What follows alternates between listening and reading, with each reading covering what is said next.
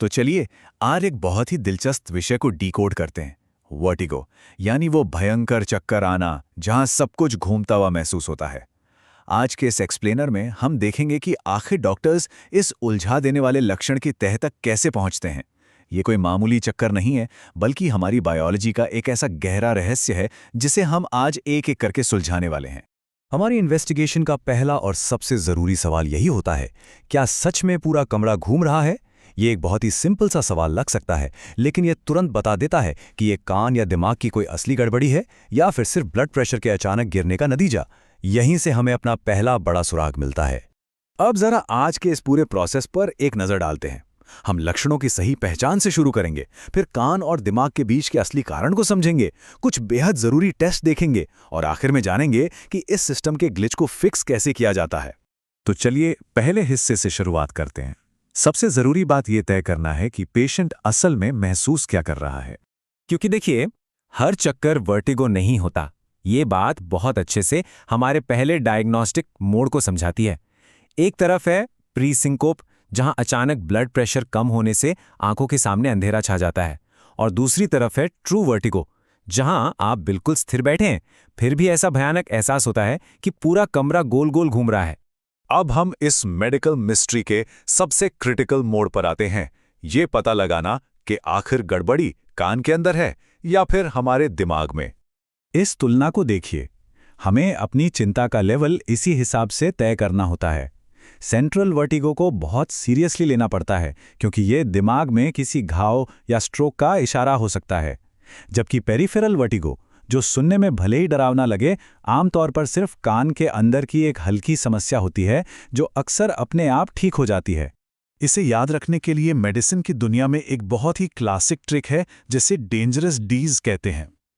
अगर किसी को बोलने में दिक्कत हो रही है यानी डिस्फेजिया, आवाज लड़खड़ा रही है यानी डिसाथ्रिया, दो चीजें दिख रही हैं यानी डिप्लोपिया, या शरीर का बैलेंस बिगड़ रहा है यानी डिसमेट्रिया, तो समझ लीजिए कि ये सेंट्रल नर्वस सिस्टम की कोई खतरनाक समस्या है जहां तुरंत एक्शन लेने की जरूरत है। लेकिन यहाँ एक बहुत ही चौंकाने वाला विरोधाभास यानी पैराडॉक्स देखने को मिलता है। जिस पेशेंट को बहुत भयंकर उल्टी हो रही है और जो बुरी तरह परेशान है, उसे आमतौर पर कम खतरनाक यानी पेरिफेरल बीमारी होती है, और इसके बिल्कुल उलट, जिसे सिर्फ हल्की सी मतली हो रही है, हो सकता है कि उसे असल में स्ट्रोक आ रहा हो। है ना मेडिकल साइंस की एक अजीब पहेली। तो अब देखते हैं कि डॉक्टर्स इन जटिल बायोलॉजिकल रास्तों को टेस्ट कैसे करते हैं। इसके लिए बिस्तर के पास ही एक बहुत सिंपल सा हेड इम्पल्स टेस्ट किया जाता है। इसमें सिर्फ 3 स्टेप्स होते हैं। ये डॉक्टर्स को एक तरह से दिमाग को चकमा देकर आंखों को मॉनिटर करने में मदद करता है। इससे साफ पता चल जाता है कि आखिर सिग्नलिंग टूट कहाँ रही है। और इसके रिजल्ट्स का ट्विस्ट तो और भी मजेदार है। अगर अचानक झटके के बाद आंखों का मूवमेंट असामान्य लगे, तो यह असल में एक राहत की बात है, क्योंकि इसका मतलब है कि समस्या सिर्फ कान की है। लेकिन अगर टेस्ट बिल्कुल नॉर्मल दिखे, तो ये चिंता की बात है, क्योंकि तब खराबी शायद दिमाग के अंदर छुपी हो सकती है। अगर वो डेंजरस डीज दिखाई देते हैं या फिर हेड इम्पल्स टेस्ट से दिमाग की कोई समस्या लगती है, तो हमारा अगला कदम होता है एक पोस्टीरियर फोसा एमआरआई।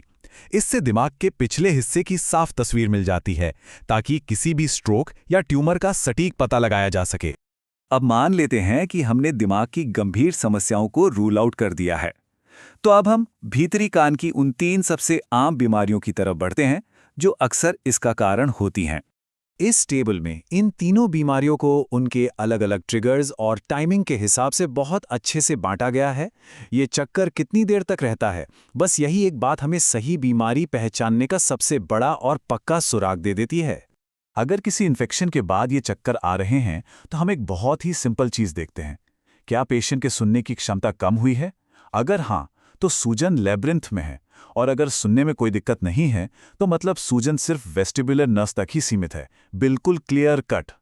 इसके बाद बात करते हैं बीपीपीवी की। ये लिटरली एक बहुत ही अजीब कंडीशन है।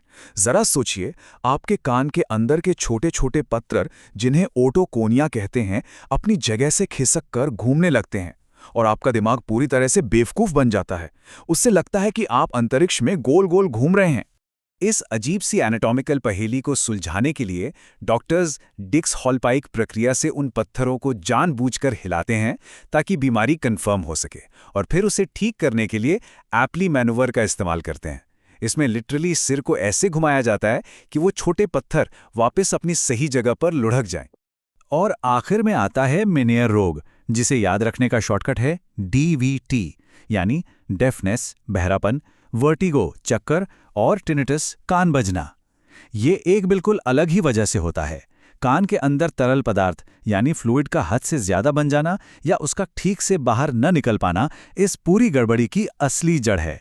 तो अब जब हमने इस पूरी इन्वेस्टिगेशन को समझ लिया है, तो बात करते हैं उस परेशान और चक्कर खाते हुए पेशेंट को राहत देने की। तुरंत राहत के लिए हम कुछ दवाओं का कॉम्बिनेशन इस्तेमाल करते हैं। कुछ दवाएं भीतरी कान से आने वाले उन गलत सिग्नल्स को सुन्न कर देती हैं और कुछ दवाएं भयंकर मतली और उल्टी को तुरंत रोक देती हैं। बेंजोडाइजेपाइन जैसी दवाएं बहुत असरदार हैं, लेकिन इनकी आदत पड़ने का डर होता है, इसलिए इन्हें सिर्फ 2-3 दिन के लिए ही दिया जाता है। लेकिन मेनियर जैसी बीमारी में जहां सब कुछ उस एक्स्ट्रा फ्लूइड की वजह से हो रहा है, हमें प्रॉब्लम की जड़ पर वार करना होता है। इसके लिए थियाजाइड जैसे मूत्रवर्धक और कम नमक वाला खाना सजेस्ट किया जाता है, ताकि उस एक्स्ट्रा फ्लूइड को शरीर से बाहर निकाला जा सके। यहां पर लाइफस्टाइल में बदलाव ही सबसे बड़ा इलाज है। तो इस पूरे एक्सप्लेनर के आखिर में मैं आपको एक सवाल के साथ छोड़ना चाहूंगा। आखिर कैसे कान के अंदर मौजूद एक माइक्रोस्कोपिक पत्थर या फ्लूइड की एक छोटी सी बूंद हमारे पूरे दिमाग को ये यकीन दिला देती है कि ये पूरी दुनिया पागलों की तरह घूम रही है। सच में हमारा ये वेस्टिबुलर सिस्टम बायोलॉजी का एक ऐसा शानदार और नाजुक चमत्कार है जो जरा सी गड़बड़ी से पूरी तरह से अस्त व्यस्त हो सकता है।